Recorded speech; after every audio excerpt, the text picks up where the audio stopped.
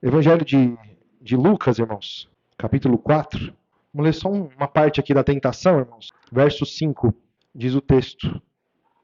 E o diabo, levando-o a um alto monte, mostrou-lhe num momento de tempo todos os reinos do mundo. E disse-lhe o diabo: Dar-te-ei a ti todo esse poder e a sua glória, porque a mim foi entregue e dou a quem quero. Portanto, se tu me adorares, tudo será teu. E Jesus respondendo lhe disse: Vai-te para trás de mim, Satanás, porque está escrito: Adorarás o Senhor teu Deus e só a ele servirás. Glória a Jesus. Então, irmãos, é um trecho da tentação, uma parte da tentação aqui, que o Senhor Jesus, como diz a palavra, em tudo foi tentado. Essa tentação é muito grande, irmãos. Para o homem, todos os reinos do mundo, os homens poderosos desse mundo fazem alianças com o diabo para ter benefício, para ter lucro, para ter muitas conquistas, muito sucesso, muito like. É o que acontece. E o Senhor Jesus não buscava a glória desse mundo. Não buscava a glória desse mundo. O Senhor Jesus buscava fazer aquilo que é a vontade de Deus, que é a palavra do Pai. Glórias a Jesus. E quando o Senhor Jesus vence, irmãos, quando o Senhor Jesus morre na cruz e que ressuscita ao terceiro dia, aparece aos seus discípulos e manifesta o poder da ressurreição, comprovando que aquilo que ele profetizou, aquilo que ele anunciou era verdadeiro, irmãos. O Senhor Jesus diz assim: é-me dado todo o poder, no céu, na terra. Então o diabo ofereceu. E ofereceu o quê? Aqui diz, verso 6. E disse-lhe o diabo: Dar-te-ei a ti todo este poder e a sua glória. Quando o Senhor Jesus fala assim: é-me dado todo o poder no céu e na terra, é esse poder que o diabo ofereceu? Não é. Não é esse poder. Por que não? Nós vemos, pelo conteúdo completo do Evangelho, a palavra nos ensinando a não amar o mundo. O poder que o diabo oferecia para Cristo e a glória que ele oferecia é a glória desse mundo. É o poder desse mundo. E o Senhor Jesus recebeu o poder sobre todas as coisas no mundo espiritual. E é claro que aqui nesse mundo, o diabo perdeu muito poder. Até porque a palavra mesmo diz que ele andava e tinha acesso ao céu. Ele tinha acesso às regiões celestiais. Glória a Jesus. E quando o Senhor Jesus vence, o diabo é lançado. O diabo perde o acesso. Glórias a Jesus. Então, meus irmãos, existe ainda muitas pessoas questionando, e o principal dessa pregação é fazer os irmãos terem essa consciência, irmãos, que o Senhor Jesus não veio resolver o problema do mundo, materialmente falando. O Senhor Jesus não veio colocar em ordem esse mundo. O Senhor Jesus não veio fazer esse mundo dar certo. As pessoas têm muito costume de se questionar. Se Jesus venceu, se Jesus tem todo o poder, por que tanta desgraça acontece? Por que há tanta injustiça? Quando acontece uma tragédia, a primeira coisa que alguém fala. Aí, no meio de uma tragédia, uma pessoa sobrevive. Aí alguém vai e diz assim: foi Deus. Aí outro vai e pergunta: então, para os outros, as dezenas ou centenas de pessoas, não foi Deus? Deus escolheu um para beneficiar e deixou morrer todos os outros? Veja, são perguntas que as pessoas fazem porque não conhecem a verdade. Não conhecem a verdade. Então, o fato, irmãos, é que esse mundo está perdido. E o Senhor Jesus não veio resolver o problema desse mundo, não.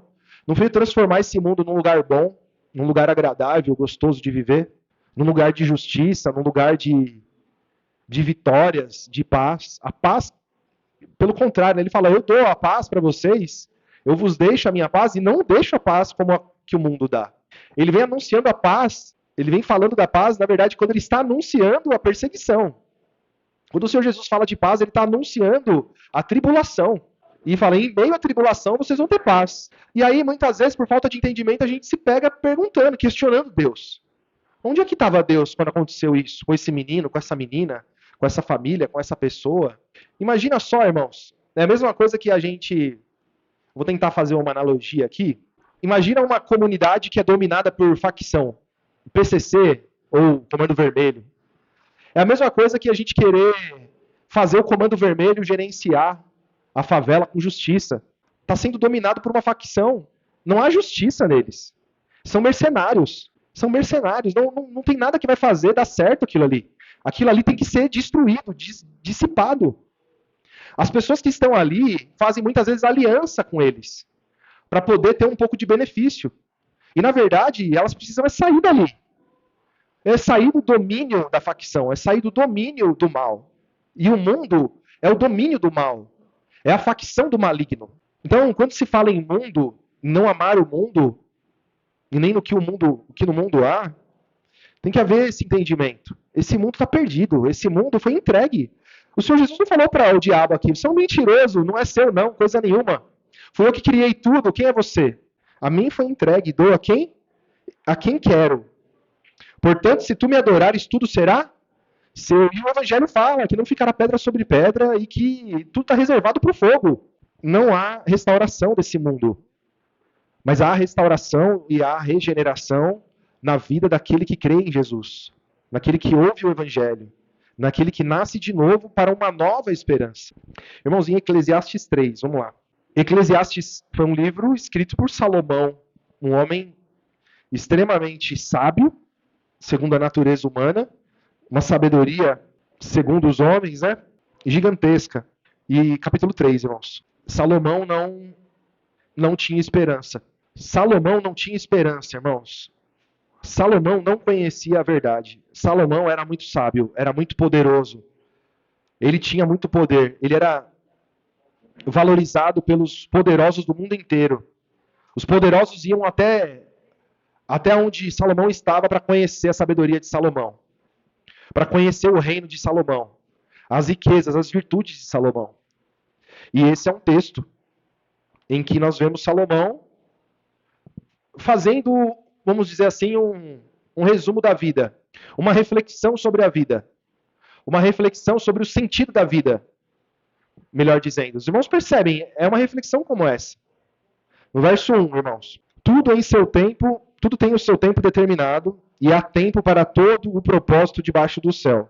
Há tempo de nascer e de morrer, tempo de plantar, tempo de arrancar o que se plantou, tempo de matar e tempo de curar, tempo de derrubar e tempo de edificar, tempo de chorar e tempo de rir, tempo de prantear e tempo de dançar, tempo de espalhar as pedras e tempo de ajuntar pedras, tempo de abraçar, tempo de afastar-se de abraçar, tempos de buscar, tempos de perder, tempo de guardar e tempo de lançar fora, tempo de rasgar e tempo de coser, tempo de estar calado e tempo de falar, tempo de amar e tempo de odiar, tempo de guerra e tempo de paz.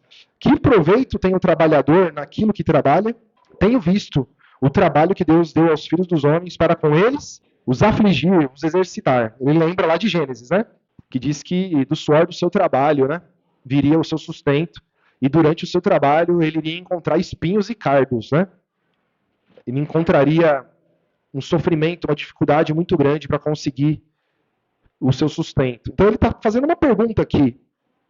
Que proveito tem o trabalhador naquilo que trabalha? Né? Verso 11. Tudo fez formoso em seu tempo, e também pôs o mundo no coração do homem, sem que este possa descobrir a obra que Deus fez desde o princípio até... Ou seja, o homem está preso com o coração no mundo. O mundo está no coração do homem, e isso faz com que o homem não consiga ver aquilo que Deus fez desde o princípio até o fim. Então existe, sim, no homem, essa ligação com o mundo, o amor pelo mundo, o amor por essa vida. As pessoas quando estão bem, as pessoas quando estão felizes, quando estão com dinheiro no bolso, quando estão com saúde, quando a casa está bem, as pessoas glorificam a vida. Vamos celebrar a vida. Estoura uma champanhe, a vida é maravilhosa, a vida é bela. Se você olhar ao redor, você vê que ela não é bela. Porque como que a sua vida pode ser bela se a vida do seu próximo é uma desgraça? Então, no momento de reflexão, se todo homem refletisse um pouco, ele veria que é como ele disse aqui no início, é um tempo. É só um tempo, é um momento de tempo. Para sorrir, para chorar, para fazer isso, para fazer aquilo. É só um momento de tempo, é uma circunstância. Então, a conclusão de Salomão é que assusta. Que um homem que é sábio, que é dito um profeta de Deus, ele conclui a vida totalmente alheio à verdade. Ele não sabe da verdade. E é claro que ele não sabe, porque a verdade veio por Jesus. Jesus veio muito depois. Mas por que é importante reforçar isso, irmãos? Porque muitas pessoas vivem com essa sabedoria de Salomão. E querem o Senhor Jesus incluído nessa sabedoria. Querem o Senhor Jesus arrumando tudo que tem no mundo, deixando as coisas certinho no mundo.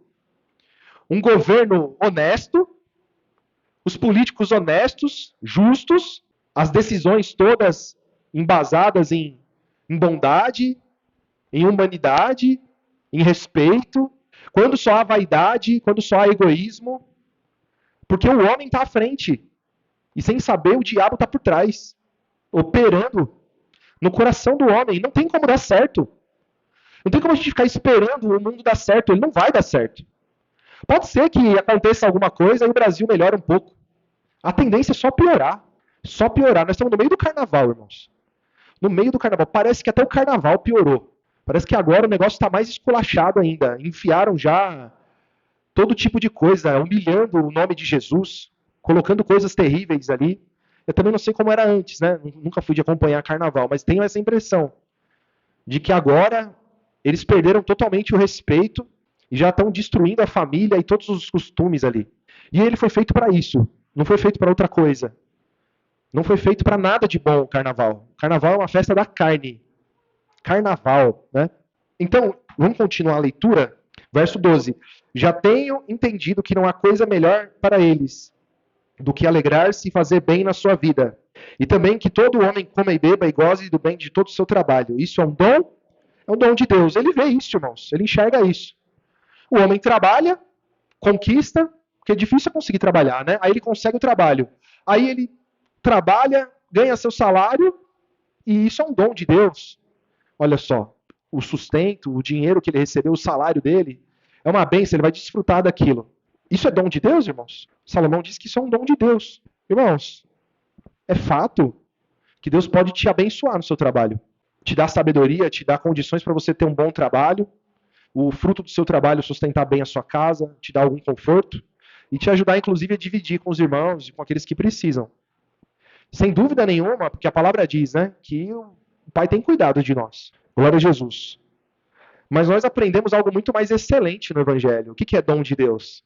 Existem muitos dons. E o apóstolo Paulo nos ensina a procurar o maior dom, que é o da caridade. Não é?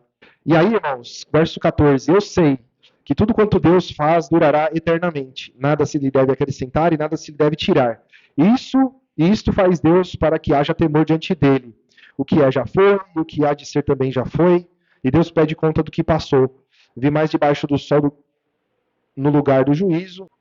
Vi mais debaixo do sol que no lugar do juízo havia impiedade. E no lugar da justiça havia iniquidade. E eu disse no meu coração: Deus julgará o justo e o ímpio, porque há um tempo para todo propósito e para toda a obra. E disse eu no meu coração, quanto à condição dos filhos dos homens, que Deus os provaria para que assim pudessem ver que em si mesmos são como os animais. Porque o que sucede aos filhos dos homens, isso também sucede aos animais. E lhes sucede a mesma coisa. Como morre um, assim morre o outro, e todos têm o mesmo fôlego. E a vantagem dos homens sobre os animais não é nenhuma, porque todos são vaidade. Todos vão para um lugar, e todos foram feitos do pó, e todos ao pó voltarão ao pó. Quem sabe que o fôlego dos homens vai para cima e o do fôlego dos animais vai para baixo da terra? Assim, é uma conclusão, né? Que tenho visto que não há coisa melhor do que alegrar-se o homem nas suas obras, porque essa é a sua porção. Porque quem o fará voltar para ver o que será depois dele? Ou seja, enquanto você está vivo, a melhor coisa que tem é aproveitar essa vida. É o que ele está dizendo. Porque depois dessa vida aqui ninguém garante nada. E essa é uma sabedoria humana. Essa é uma sabedoria da maioria das pessoas, irmãos. A maioria das pessoas. E elas colocam Jesus nessa sabedoria. E é um grande erro. O Senhor Jesus, irmãos, veio nos tirar do mundo. Nos tirar para nos levar para o fim de tudo e o começo de tudo, na verdade. O fim desse mundo, o fim dessa dor, o fim da injustiça, o fim da maldade, o fim da dor, o fim do sofrimento, da dificuldade, para o início da verdade, da vida eterna, da salvação. Então, o que não pode acontecer de forma alguma é haver uma dúvida no meio da dificuldade, da aflição. Onde está Deus? Que permitiu tamanha injustiça.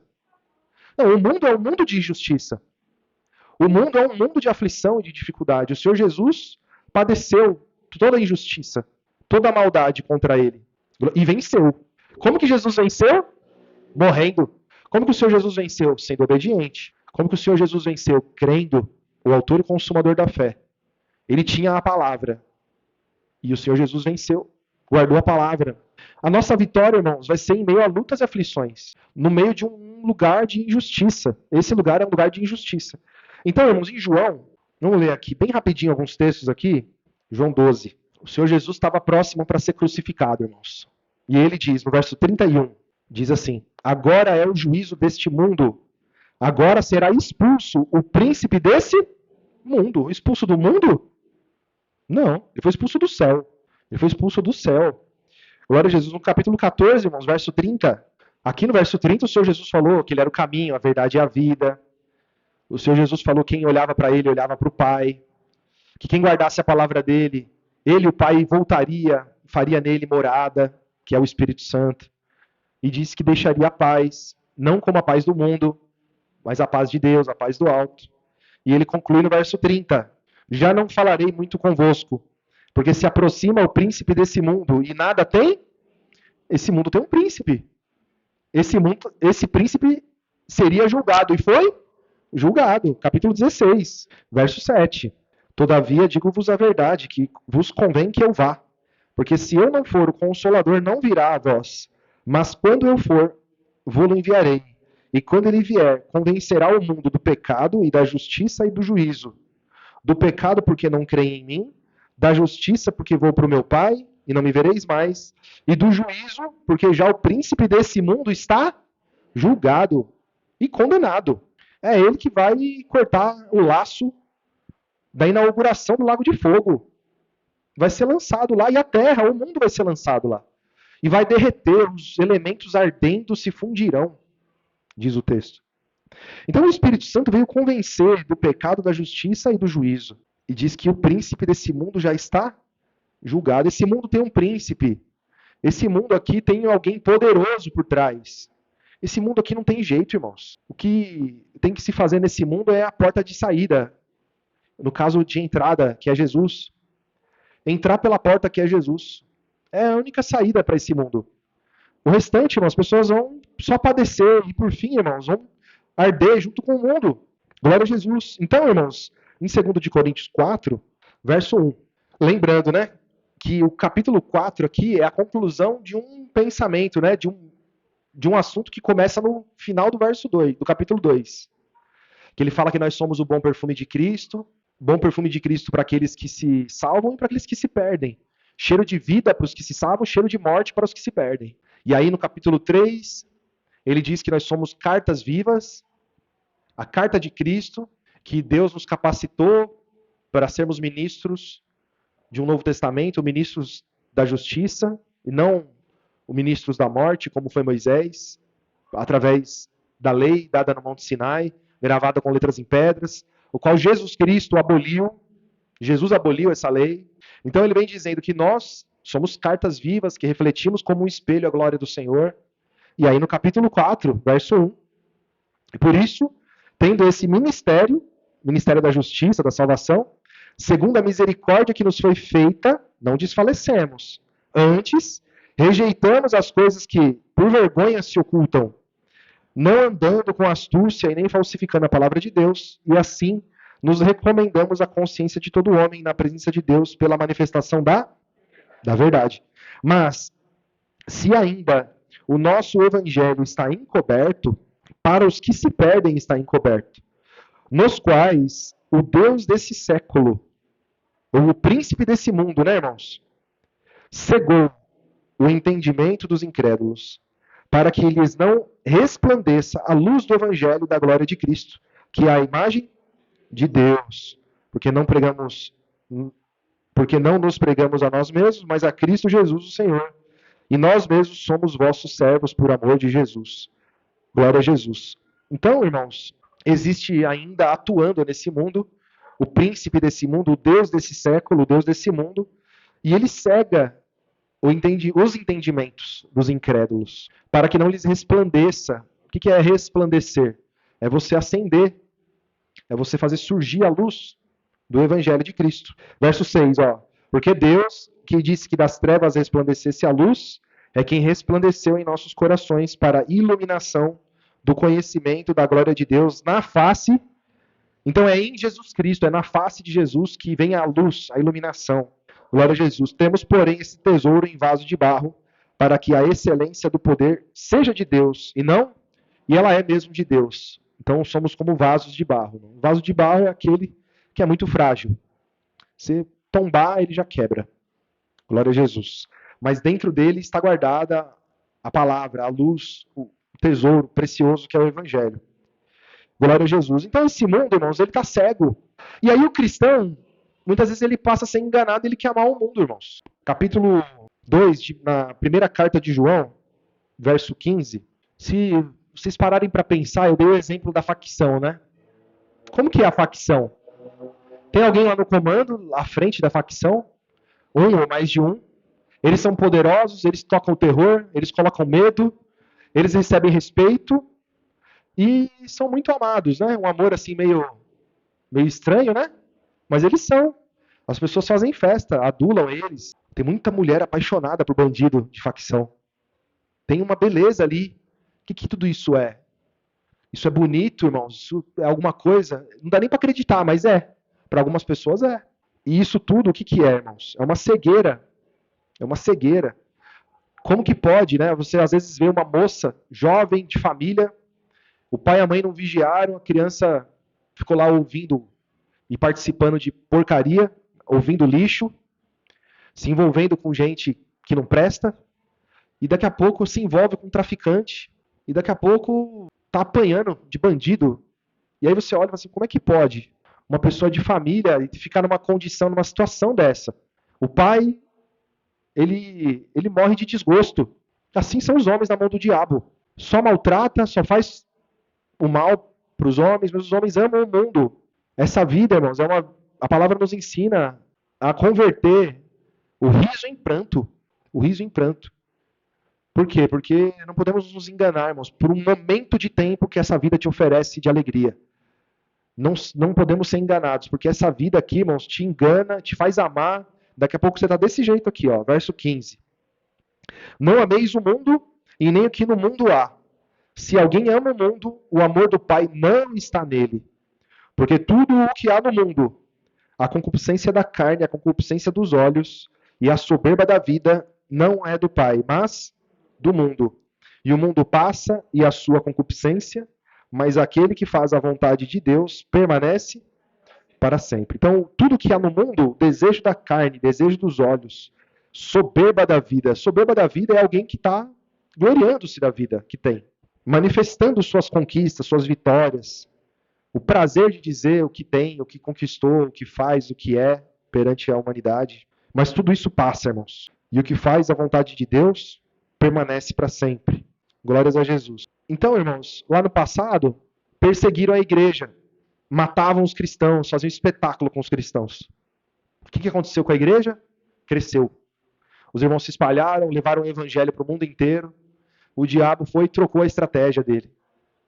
O diabo entrou dentro da igreja, querendo levar paz para a igreja. A igreja se ligou aos impérios, os poderosos passaram a usar a religião, e aqueles que estavam à frente da igreja, para não arrumar luta e combate com o imperador, com homens poderosos, permitiram. E a igreja foi contaminada com a política. Está na história isso. A história diz isso. Os imperadores usaram a igreja para dominar as nações. Então, até o dia de hoje, as pessoas que querem ganhar membros para a igreja não falam de palavra da cruz. Não. Não é a palavra da cruz, não é a palavra da santificação, não é a palavra do negar-se a si mesmo, não é. E as pessoas vão atrás de pregações dessa, de promessas dessa. E isso tudo é muito falso, não é o evangelho verdadeiro. Glória a Jesus. Então, nós temos que olhar para esse mundo e não nos enganar com as ofertas desse mundo. O dia que você estiver bem no seu trabalho, não se deixe enganar. Quando você estiver ganhando bem no seu salário, não se deixe enganar. Quando a vida estiver boa, prazerosa, confortável, quando o seu amor estiver sendo correspondido, quando você estiver com a sua família bem, quando você estiver cheio de like, cheio de seguidores. Não estou falando de rede social, não. Estou falando da vida mesmo. Estou só usando uma figura aqui da rede social. Não se engane. Esse mundo não é bom. Esse lugar aqui é caído, é um lugar de trevas. No capítulo 5, né, verso 19, sabemos que somos de Deus e que todo o mundo jaz no maligno. E sabemos que já o Filho de Deus é vindo e nos deu entendimento para que conheçamos ao verdadeiro. E no que é verdadeiro estamos, isso é, em seu Filho Jesus Cristo. Esse é o verdadeiro Deus e a vida eterna. Então o mundo jaz no maligno. Você olha no túmulo, está escrito, aqui jaz. Está lá o nome do morto. O mundo está morto no maligno. É o que o texto diz. E sabemos que o Filho de Deus é vindo e nos deu entendimento para que conheçamos o verdadeiro Deus e a vida eterna, manifesto por Jesus, que é o próprio Deus que se fez carne e habitou entre nós. Então nós temos que ficar firme na mensagem de Jesus, que diz que esse mundo não é bom, que veio nos tirar daqui. Como diz, né? Eu sou bom pastor, eu sou a porta, quem entrar por mim salvar-se-á, e entrará, e sairá, e achará pastagem. Então, primeiro você conhece a porta, entra pela porta, entra em Jesus, entra no reino, se faz, é feito filho de Deus, é adotado, entra para a família de Deus, aí você sai. Então você está aqui nesse mundo depois de ter saído. Jesus está à frente, mas você não é daqui. Você tem morada já preparada para você, você não é daqui. Esse mundo não é seu. É como um funcionário terceirizado, né? Ele está lá dentro da empresa, mas ele veste o crachá da empresa que ele é contratado. Ele não tem os benefícios que aquela empresa oferece, não. Ele não tem. Ele está ali para uma missão, ele vai, executa o trabalho dele e sai. Depois ele vai prestar conta para o patrão dele, que é da outra empresa. Esse mundo aqui, irmãos, é só de passagem, é um lugar passageiro. Então não temos que esperar Deus resolver os problemas desse mundo, porque não vai resolver. O propósito dele não é esse. Esse mundo tem um maligno à frente, ele perdeu o seu poder, ele estava no céu, ele enganava muita gente, engana até hoje, mas hoje tem a verdade. A verdade resplandeceu. Raiou, né, a luz, é o Senhor Jesus Cristo, a estrela da manhã. O Senhor Jesus raiou. E todo aquele que crê em Jesus, segue Jesus e não anda no mundo. Amém, irmãos? Vamos agradecer a Deus por essa palavra. Bendito é o nome de Jesus.